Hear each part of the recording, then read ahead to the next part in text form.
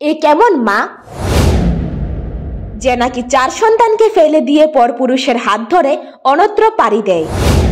ঘটনার বিবরণে জানা যায়, গত 13 থেকে 14 বছর পূর্বে তেলিয়ামুড়া থানাধীন 22ঘড়িয়া এলাকার শঙ্কর দাস পেশায় দিনমজুর।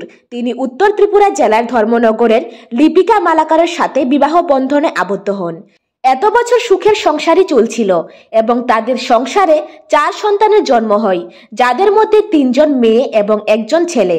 কিন্তু বিগত কিছুদিন ধরে লিপিকা মালাকার প্রসেনজিৎ দেবনাথ নামের এক পরপুরুষের সঙ্গে সর্বদা যোগাযোগ রাখতে শুরু করেন।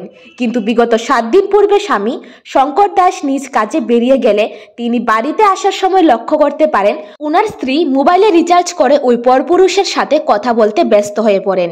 তখন তিনি সহ্য করতে না পেরে স্ত্রীর হাত থেকে মোবাইল নিয়ে মোবাইলটি ভেঙে দেন। পরবর্তী উনার স্ত্রী ওইখান থেকে চলে গেলে ওই দিন আর বাড়িতে ফিরেননি।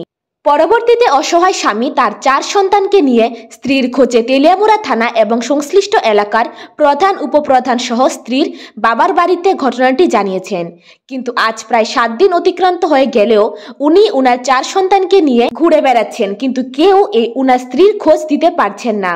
পরবর্তীতে উনি আজ দিশাহারা হয়ে স্থানীয় সংবাদ মাধ্যমের দ্বারস্থ হয়ে গোটা বিষয়টি সম্পর্কে সংবাদ মাধ্যমের কর্মীদের জানান।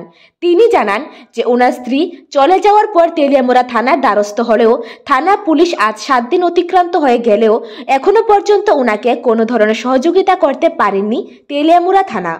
তিনি অসহায় হয়ে জানিয়েছেন যে উনার স্ত্রী চলে যাওয়ার পর থেকে উনার ঘরে রান্না করে সন্তানদের মুখে ভাত তুলে দেওয়ার মতো কেউ নেই, যার কারণে প্রায় 7 দিন যাবৎ অভুক্ত রয়েছেন উনি সহ উনার ছোট ছোট 4 সন্তান। উনি আরও জানিয়েছেন যে উনার স্ত্রী এই চলে যাওয়ার পেছনে প্রসেনজিৎ দেবনাথ নামে এক যুবকের হাত রয়েছে বলে উনি সন্দেহ প্রকাশ করেছেন। উনি প্রশাসনের কাছে আবেদন রাখেন প্রশাসন যেন উনার স্ত্রীকে খোঁজ করে পুনরায় উনার কাছে ফিরিয়ে দিয়ে উনাকে সহযোগিতা করেন।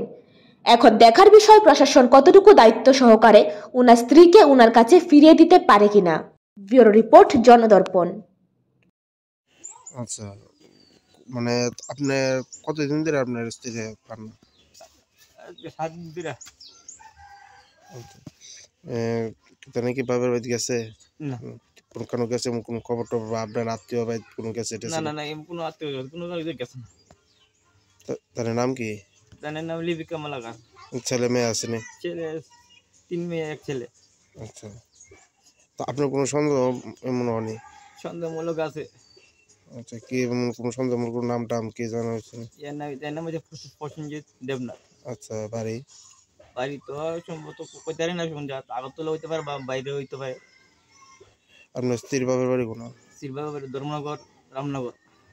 আচ্ছা, আপনার নাম? আমার নাম শঙ্কর দাস। কি লিয়ে, মানে কি কোনো ধর্ম মানে কিছু হয়েছে না? কি লিয়ে গেছে কি আসলে? এটা তো আমি কইতাম না। যেদিন আমি কাজে গেছিলাম এদিন তাহার পরে দিয়ে সেদিন না শুনছিলাম না, দেখি তাই মোবাইলে টিয়ার হইতেছে আর ফোন করতেছে। তোমার পরে আমি বুঝাই কিছু তুমি কার কাছে ফোন করো না, কবাইয়ের কাছে ফোন করি।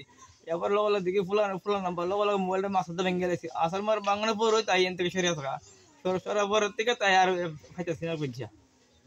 আজ যা প্রায় 7 দিন গেছে কাছে ঘরের মেজাজ বলা ওর মতো চুলা ধরছে না, ওর মতো পোলাবানে খাওয়ার নাই, পোলাবান কাজে মতো জানি না। যে সমস্যা বিধা আছে আমার কেউ সাহায্য করে লোক নাই। জানাইছেন না? জানাইছি। কি কইছেন? এরা এনে গেছে না থানার মধ্যে, থানা লিখে দিস, থানা কোনো সাহায্য করতেছে না। প্রধান মেম্বাররা করছি বাদাম, এরা কেউ সাহায্য করতেছে না আমারে।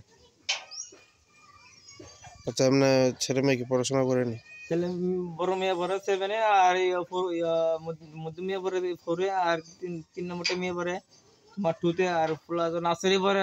নার্সারি তো আর স্কুল জীবন শেষ হয়। আচ্ছা, কদিন হয়েছে আপনার থানার জানে অ্যাপ্লিকেশন জমা দিয়েছে?